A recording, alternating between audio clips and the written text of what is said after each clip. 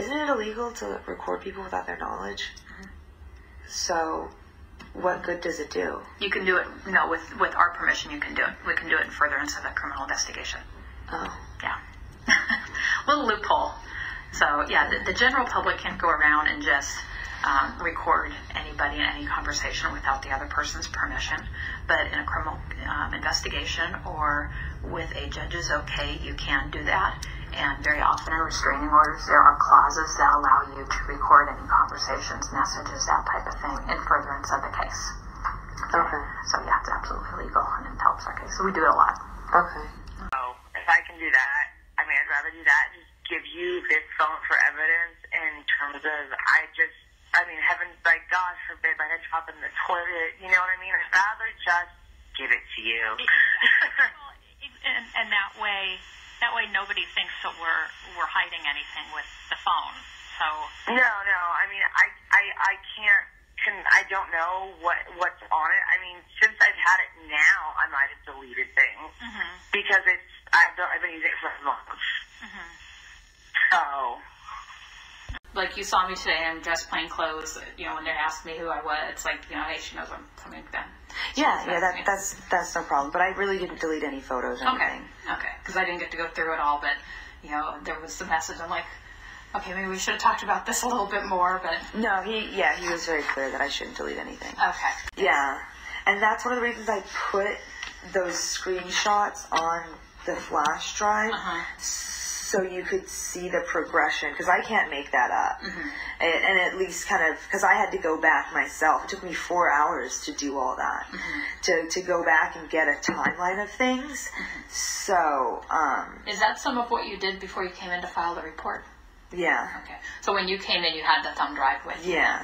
Was he drunk when any of that stuff happened? What do you think? Sunday? No, we went and had brunch, and then we went back to his place, and hung out, watched movies, and ordered Chinese food, and then after that, it just is when everything started. Okay, so he hadn't been drinking. Did he take any prescription drugs or? Not that I know of. What about any illegal drugs? Not that I know of. Okay, so you never see him doing lines or pills or anything like that.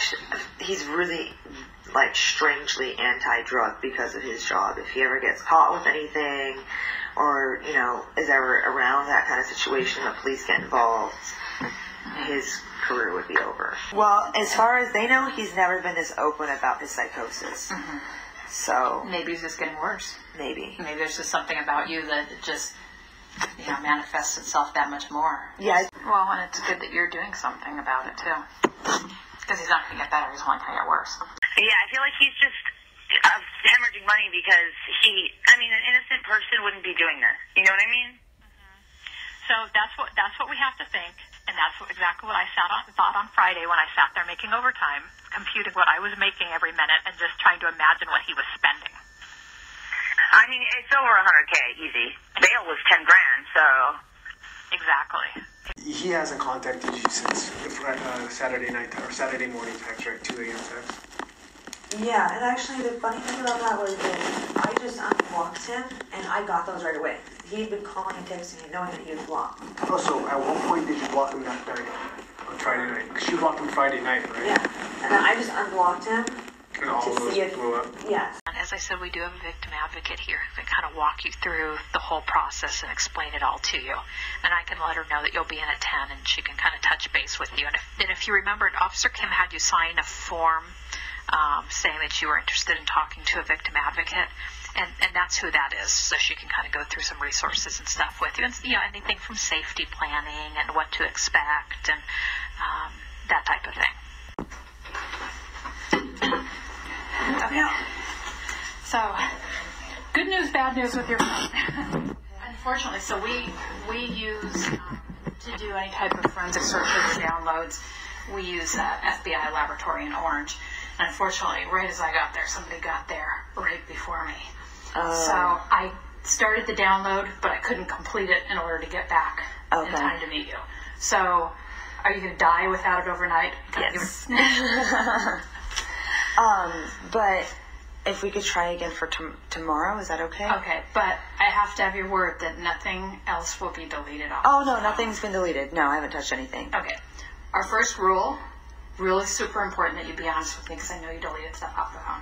I deleted music. You deleted photos. Photos? You deleted some photos. It's really important that you be honest. Even if there's something that you think might make you look bad, it's better that you be honest. I deleted photos? You had some photos of yourself on there that you deleted. I'm sorry, I don't remember doing that. Sometimes if I have too many, it'll pop up and say you can't take another photo. You have a text to a friend that you deleted photos before the detective was going to take your phone. No, I said, I did. Yeah, I just told him that because I didn't want to send him a nude picture. Okay. I just said that, but. Okay, so it's just really important. I mean, even if you think it's something that's going to make you look bad or that you're uncomfortable with, it's just really important that you let me know and that we talk about it, because we don't want in any way anybody to try and portray you as any type of a liar. It's just really honest. It's really important that you look honest. Okay, but I have to have your word that nothing else will be deleted off. Oh, no, nothing's been deleted. No, I haven't touched anything. Okay, our first rule, really super important that you be honest with me because I know you deleted stuff off the phone. Well, what I do, so we're going to put you on the phone and we're going to talk about different things first. So when you get on the phone, you have some idea of what you need to talk about and different things, kind of high points that we want you to try and hit. The important things are you can absolutely lie. Okay, so if anything from have you called the police to anything else, you can lie. Use language that's natural to you. If you swear, you don't have to say, you have to use very appropriate language. You just stuck your fingers in my vagina. If you use twat or, whatever you would normally use that language because we want the phone call to sound as natural as possible to him. The only thing you can't do, you can't threaten him. Hey, you either talk about this or I'm going to have somebody blow your head off when you get back. I always have to just throw that out because you can't force him to talk to you and you can't threaten him. Okay? So, the different crimes and kind of the different things that we want you to talk about to him is, my thought kind of that we talked about is give him a call and, let him know, hey, and this is kind of where we're going to do this together. We're going to kind of come up with ideas and talk it out before we get you on the phone. So if I say something and you go, okay, I would never say that, or that doesn't sound like me, we can write down ideas as we go. And so that way, if you get stuck or get uncomfortable on the phone, you have a few kind of guidelines in front of you to kind of, okay, what else did you want me to talk about? And that seems to help quite a bit when I do this normally.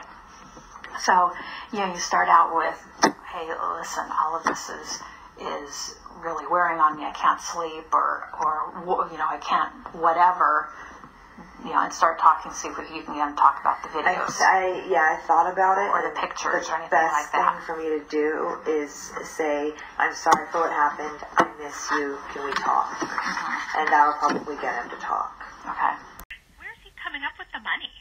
Does his family have money? You know what? I can't figure it out because I spoke to Investigator Beerley and he was like, he spent a small fortune.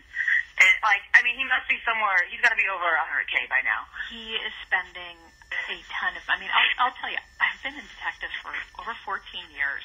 And, I told you before, I work homicides, serial murderers, just all kinds of different things. And I've never seen anybody put this much into a case. Yeah, 4 people at a preliminary hearing? Are you kidding? He had 9 on Friday in court.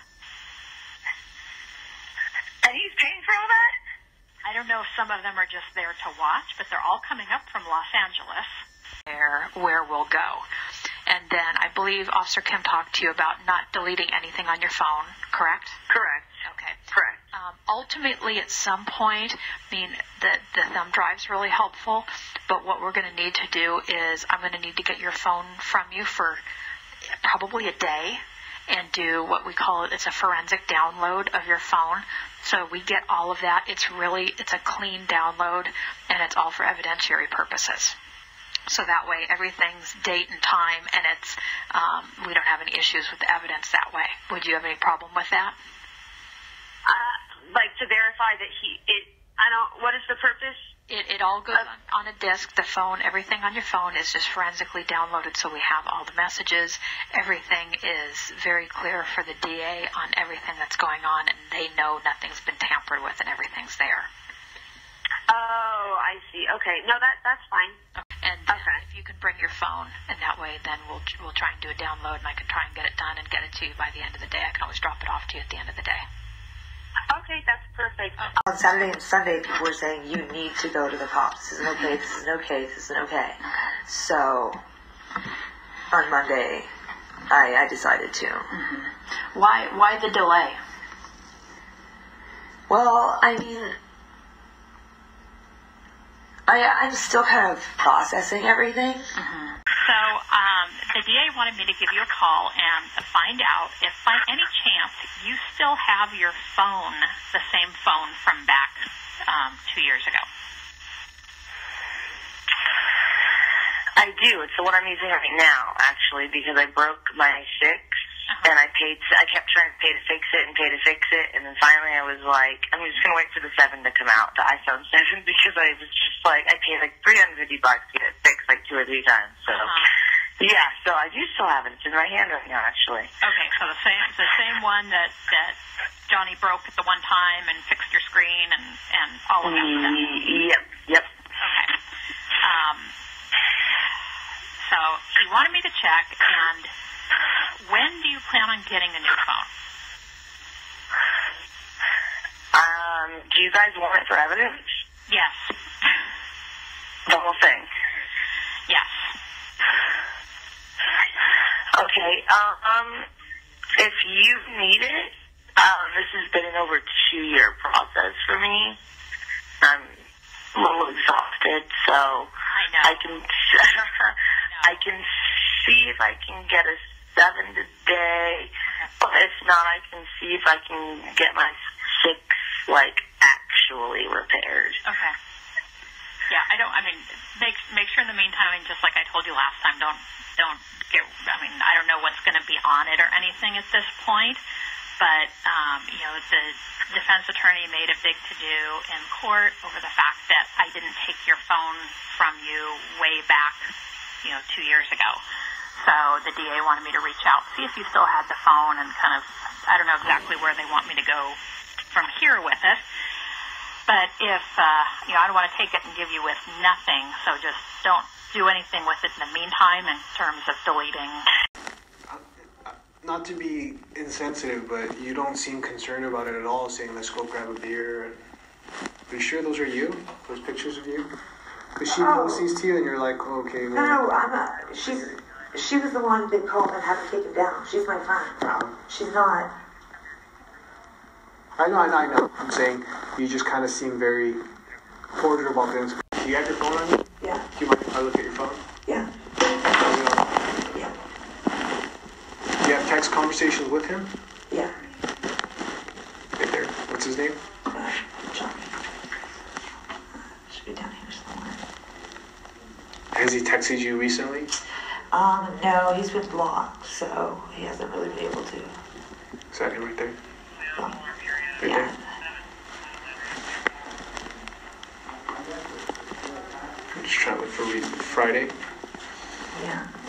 On Friday, he says he says miss you. You tell him you miss him. Yeah. So you guys still together, or? No. I just said it to say it. With your phone, don't delete anything because the detective may want to see it again. Yeah. I know it's all here. He hasn't contacted you since the Saturday night or Saturday morning text, right? 2 a.m. text. Yeah, and actually the funny thing about that was that I just unblocked him, and I got those right away. He'd been calling and texting me knowing that he was blocked. Oh, so at what point did you block him that night? On Friday night? Because you blocked him Friday night, right? Yeah, and then I just unblocked him. And all of those blew up? Yeah, so that means he was continuously calling me and texting.